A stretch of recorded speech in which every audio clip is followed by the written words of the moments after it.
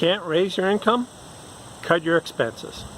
I'm learning to thrive in the gig economy. Would you like to learn too? As you can see, I've got my porch furniture down on my front yard behind me. And that's because we're getting the front porch painted. And the reason why we're getting the front porch painted is because we are going to sell our house and move to less expensive housing. We thought about it for a while, but we decided to go ahead because my income hasn't been growing as a freelancer. And so we thought, well, we've got to cut our expenses. And so we've been doing that over the last few months. And it's something that you should really consider. In fact, if you've already been doing it, please hit the like button, share this video, maybe put a comment down below. But over the last few months, what I've done is I've cut a couple club memberships that I wasn't really using, dropped a couple subscriptions, cut our cable because we didn't watch a lot of TV.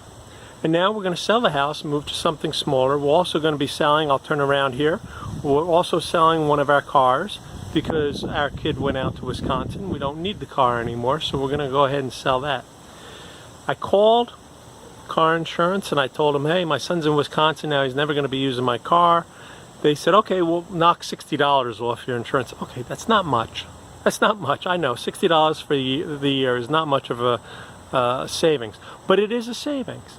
And you see, you've got to start thinking like that if you're going to be a freelancer and you're going to try to survive. You've got to think, how can I save money? How can I cut my expenses, even if it's just a few pennies? I've told you before, for instance, I always do postage online through PayPal or eBay or Amazon when I'm doing that. And when I do that, I save a few pennies because PayPal and eBay offer discounts to the post office. But I also save because I use a 2% back credit card on all my postage expenses. So what does that do? Well, that cuts my expense on postage a little bit, but it also gives me 2% back. Again, it's just pennies. But if you start to get in that mindset, if you're going to be a freelancer who's going to run his own business or her own business, you've got to start thinking about, where can I cut? If you've got a television subscription that you're not using, cut it. Go online and watch it there.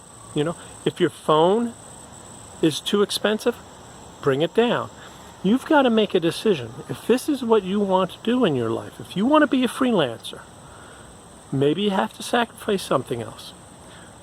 I'm not going on any fancy vacations. I went out to Wisconsin to get my son settled, but I'm not flying down to Cancun and sitting on a beach for 2 weeks. I don't have the money for that. But that's a decision I've made. I've made decisions to trim my lifestyle to fit our budget. And that's what I think you need to do too. You know, if you're not increasing your income, go through, figure out what expenses you can cut. Cut them. Cut them now, because every bit helps. And you're going to be able to thrive in the gig economy a lot more with lower expenses. Until next week, take care.